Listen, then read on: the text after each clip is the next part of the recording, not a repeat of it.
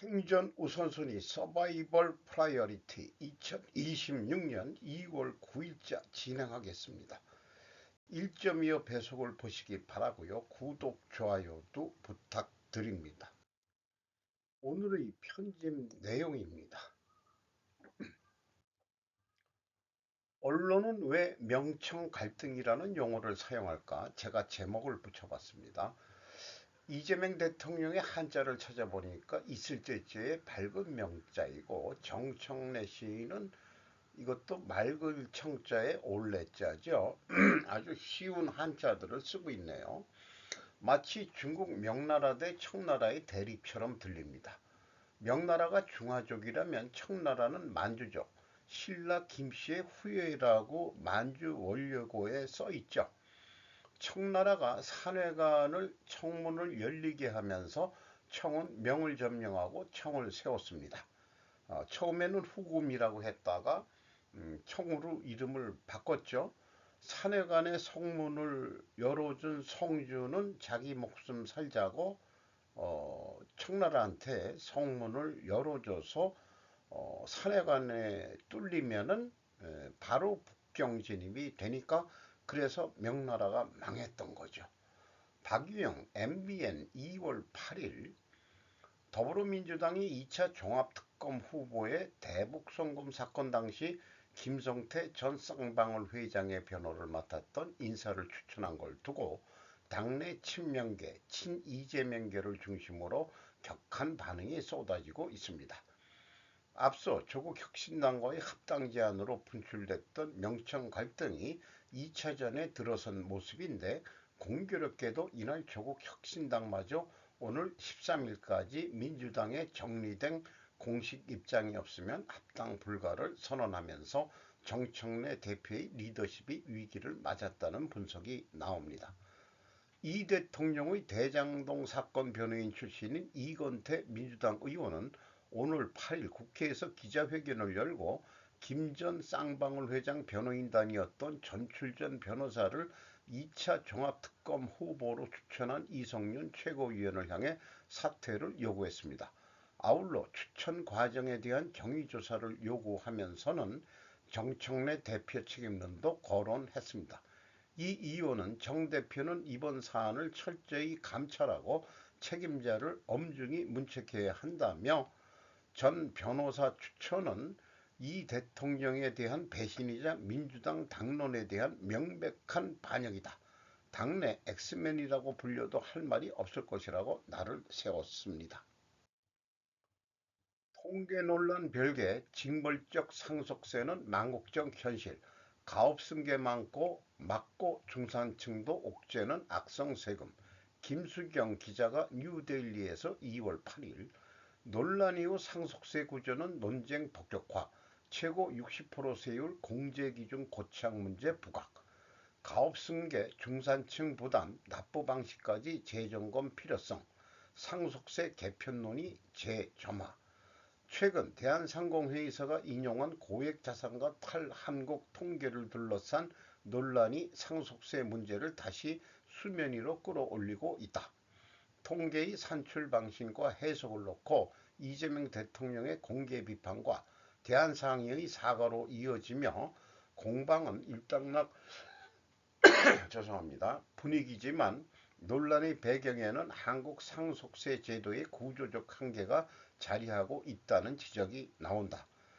특히 이번 논란은 특정 통계의 정확성 여부를 넘어 상속세가 기업 승계와 자산 축적, 중산층 과세 구조에 어떤 영향을 미치고 있는지를 점검하는 계기가 되고 있다.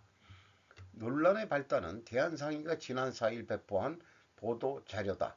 대한상의는 영국의 민간 이민 컨설팅사 헨리 & 파트너스의 자산가 이동 통계를 인용해 한국의 고액자산가 순유출 규모가 2024년 1200명에서 2025년 2400명으로 늘어날 것이라는 잠정 추정치를 제시했다.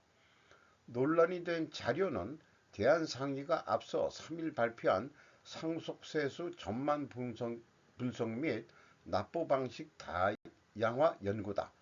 대한상인은 해당 자료에서 과거에는 초고액 자산가만 부담하던 세금이었지만 이제는 중산층까지 부담하는 구조로 바뀌고 있다며 이 같은 세제 환경이 자산가 해외 이탈을 부추기는 요인으로 작용하고 있다고 했다.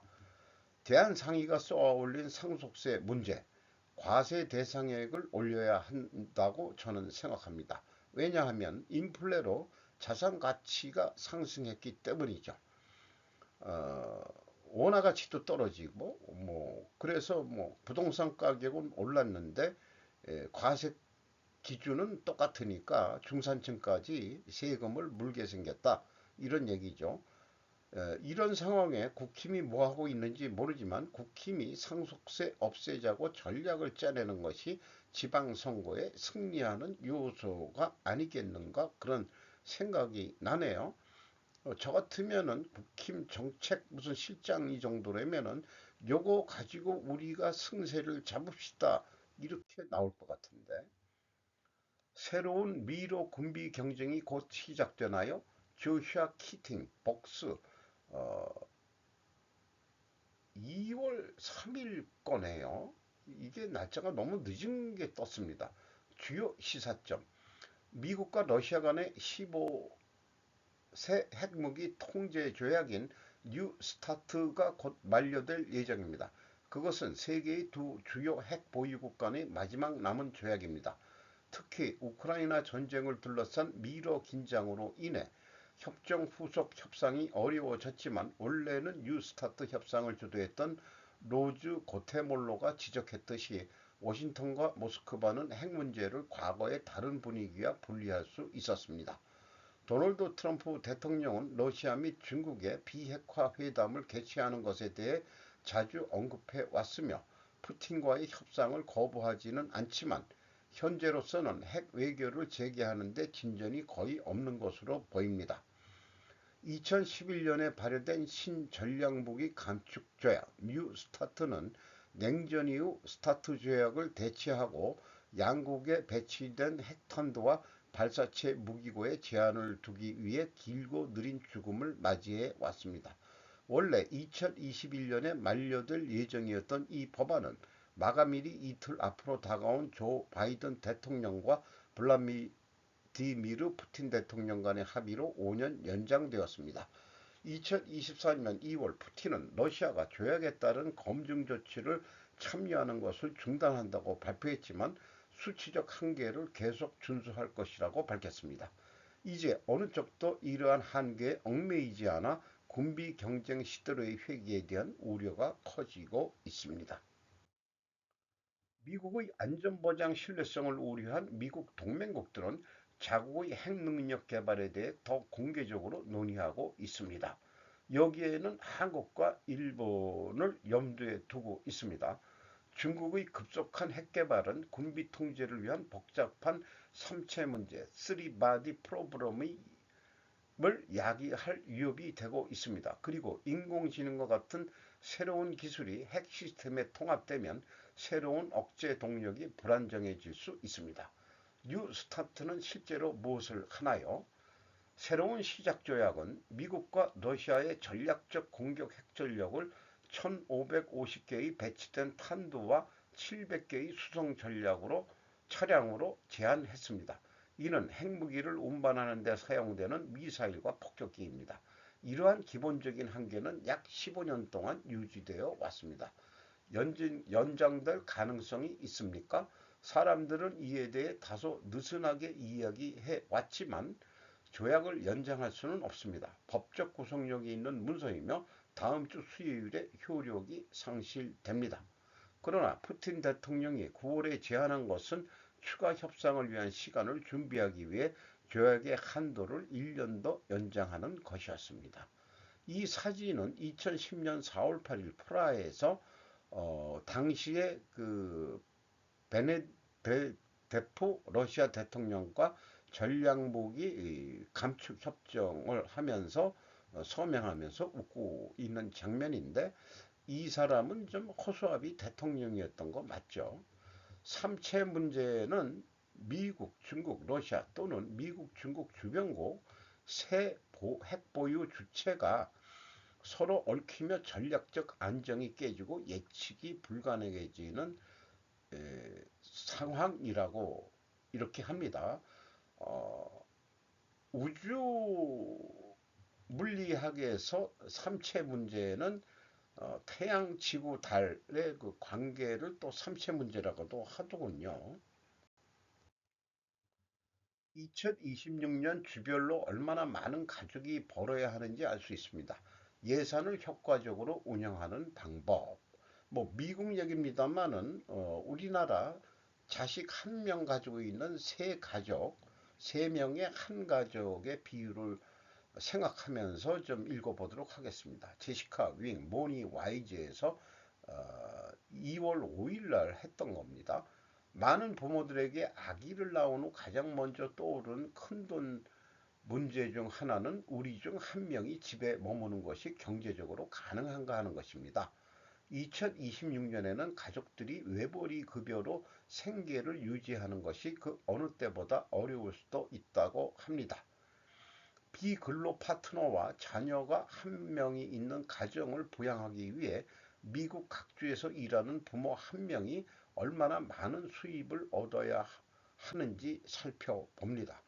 일부 주에서는 6자리 숫자의 현실, CNBC는 매사추세츠 공과대학교 생활임금 계산기를 사용한 최근 스마트 자산 분석, 하와이가 1위를 차지했으며 외벌이 부모가 한 번의 소득으로 3명의 가족을 부양하려면 연간 최소 10만 2,773달러를 벌어야 합니다. 캘리포니아, 뉴욕, 코네티컷, 워싱턴도 3명의 외벌이 가정이 9만 달러 이상을 필요로 하는 가장 비싼 것 중에 하나로 꼽혔습니다. 스펙트럼의 반대편에는 웨스트 버지니아가 있는데 한 부모가 다른 부모가 집에 머물기 위해 연간 약 6만 8천 달러를 벌어야 합니다. 가족들이 소득 감소를 고려하는 또 다른 큰 이유는 육아 비용입니다. 경제정책연구소에 따르면 38개 주와 워싱턴 DC에서는 전일제 보육비용이 공립대학 등록금보다 더 많이 듭니다. 하와이에서는 맞벌이 가정이 육아를 포함한 기본 비용을 충당하기 위해 연간 약 11만 5,814달러를 벌어야 한다고 합니다. 이는 외벌이 가구에 포함되는 것보다 약 13,000달러 더 많은 금액이며 어, 그 예상하는 것보다 격차는 작습니다. 이렇게 얘기를 하네요. 그 맞벌이를 하더라도 크게 많이 못 본다 이런 얘기 같습니다. 자녀를 돌보기 위해 직장을 떠나는 부모에게도 장기적인 비용이 발생합니다. 여성들 특히 영향을 받습니다. 퓨 리처치 센터에 따르면 전업주부의 약 84%가 여성으로 이들은 경력 단절, 임금 인상 누락, 은퇴 저축 둔화를 경험할 가능성이 더 높습니다. 그러니까 직장을 그만두고 애를 키우려면은 상대적으로 돈을 못 버는 게 반대로 비용이 많이 들어간다는 거로 해석을 하는 것 같습니다. 이력 공백은 일자리 기회를 제한하거나 이전보다 낮은 급여로 이어질 수 있으며 이는 월별 예산에 나타나지 않은 숨겨진 비용입니다. 잠재적인 전업주부를 위한 체크리스트. 외벌이 가구로 결정하기 전에 수치와 상충 관계를 주의 깊게 살펴보는 것이 도움이 된다고 말합니다. 한 가지 수입이 중단되면 어떻게 되나요? 긴급 자금이 있는지 살펴보세요. 건강보험은 어떻게 작동할까요? 고용주가 후원하는 플랜을 잃으면 비용이 크게 증가할 수 있으며 특히 일하는 부모의 보장 비용이 더 비싸거나 혜택이 적을 경우 더욱 그렇습니다. 은퇴를 위해 저축하고 계신가요? 장기 경력 비용은 얼마입니까? 중간 단계 옵션이 있나요? 이런 질문들의 여러 가지 이야기가 있습니다. 파트타임, 원격 근무 또는 유연한 일정 관리에는 보육비용 전액 없이도 일부 수입을 제공할 수 있습니다. 한 부모가 집에 머무르기로 선택하는 것은 보육비를 피하는 것을 의미하지만 주거비, 의료비, 긴급저축 및 은퇴, 그리고 이들이 모두 한 번의 급여로 지원받을 수 있는지 여부도 고려해야 합니다. 장기적인 경력에 대한 함의도 생각해 볼 수 있습니다. 좀 영어식 표현들이 참 뭐 그렇습니다만은 또 국문 번역 AI 번역이기 때문에 3명가족 외벌이로 한국 연병 기준으로 대기업이 1억 2천에서 3천만 원 수준이죠. 한국 전체 평균 연봉은 2024년 기준 5천만 원이라고 제가 기억하고 있습니다. 대기업은 성한 사람들로, 중소기업은 성박 사람들로 비유해 볼 수 있겠습니다. 그러니까 한 1억 원대 되면은 성한 사람으로 잘 사는 사람인데, 중세시대 보면은 성안에 사는 사람들은 나름 사는 사람들이고, 성 밖에 농노식으로 살아가는 사람들은 5천만 원. 그 달러로 하면은 연간 한 4만 5천 달러 정도밖에는 못 번다. 이런 거겠죠. 그리고 이제 뭐 미국보다 물가가 우리가 싸니까 1년을 버틸 수 있는지 모르겠습니다만은 미국은 또 뭐 물가가 우리보다 비싸서 그런지 일단은 10만 달러 이상은 돼야 미국에서 그냥 살만하다. 이렇게 되는 것 같습니다.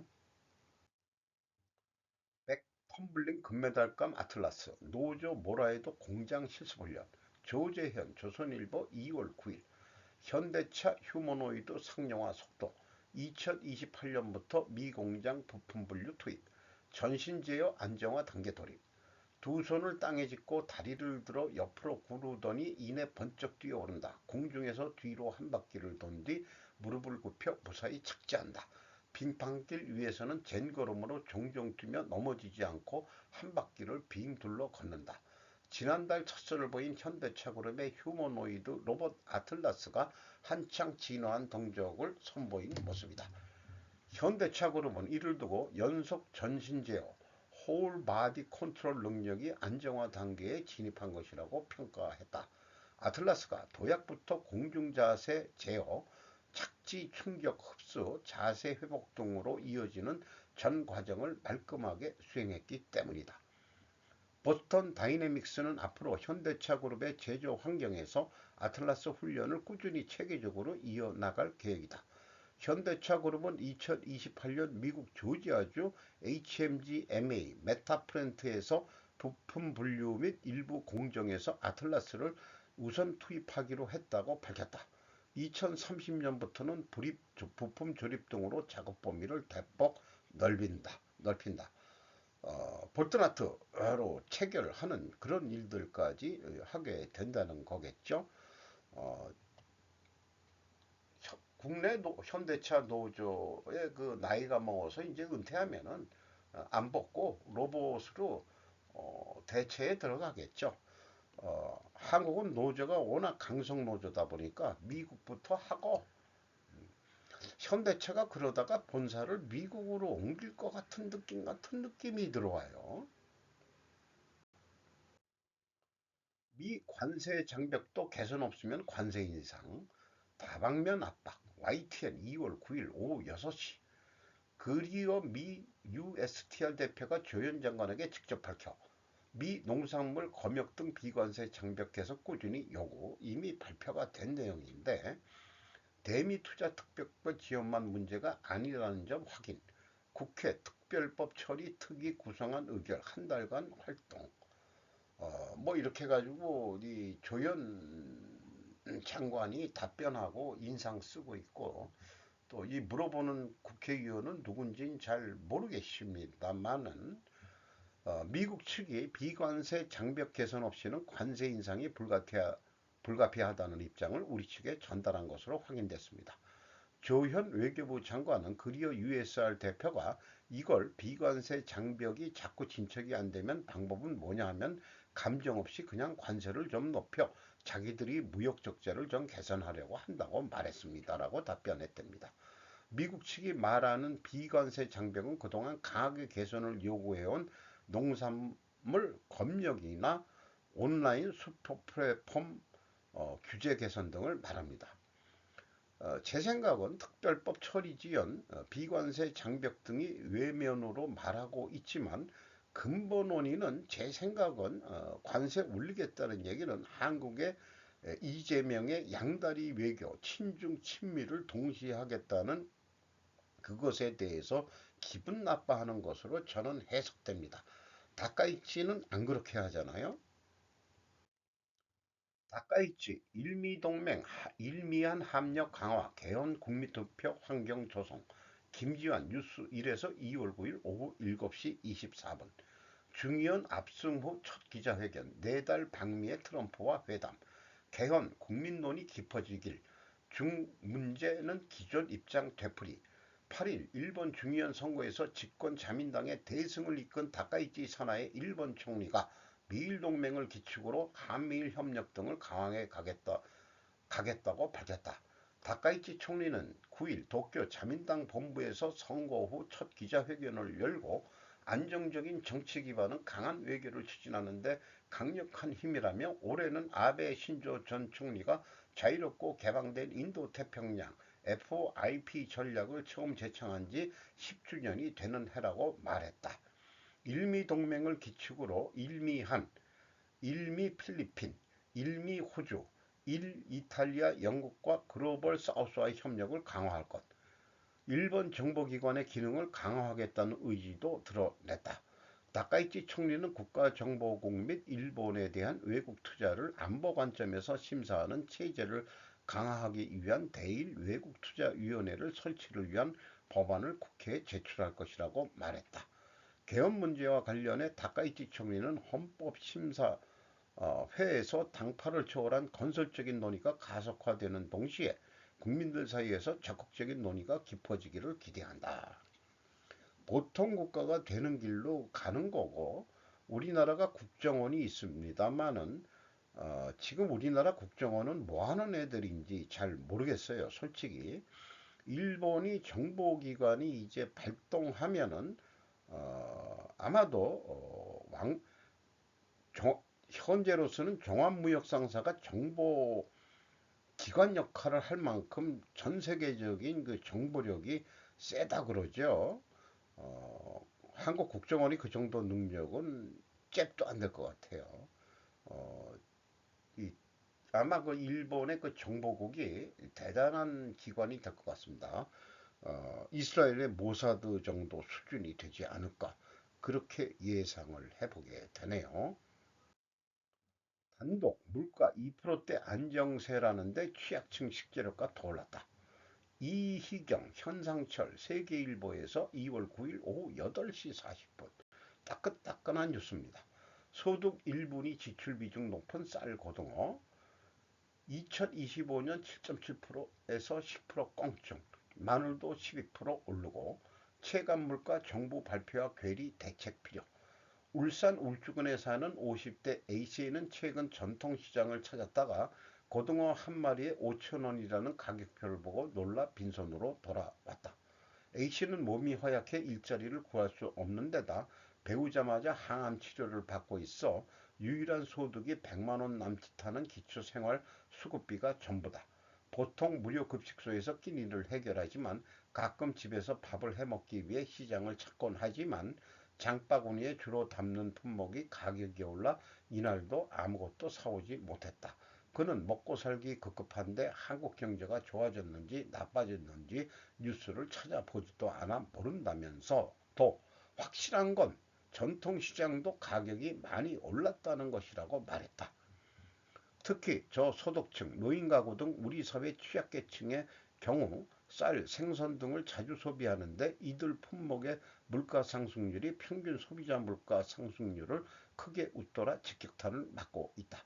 65세 이상 가구원으로 구성된 노인 가구와 근로자의 가구, 자영업자, 무직 등 역시 맵쌀 지출 비중이 상대적으로 높았다. 저소득 가구의 경우 쌀밥을 위한 소비 지출 비중이 상대적으로 높은 셈이다. 채소 중에는 배추와 마늘의 지출 비중이 취약계층에서 상대적으로 높았다. 국가 데이처의 소비자 물가 2.1% 상승에 따라 어, 연금이 2.1% 올랐어요. 제도 확인해 봤어 계산해 봤습니다. 그러나 식품 물가는 소비자 물가, 체감 물가는 훨씬 더 올라간 것이 현실입니다. 그러니까 자꾸 안 쓰게 되고 경제가 또 소비 경제가 잘 안 돌아가겠죠. 내수 경제가. 어, 오늘도 좋은 하루 되시기 바랍니다. 2월 9일자를 늦게 좀 저장했습니다.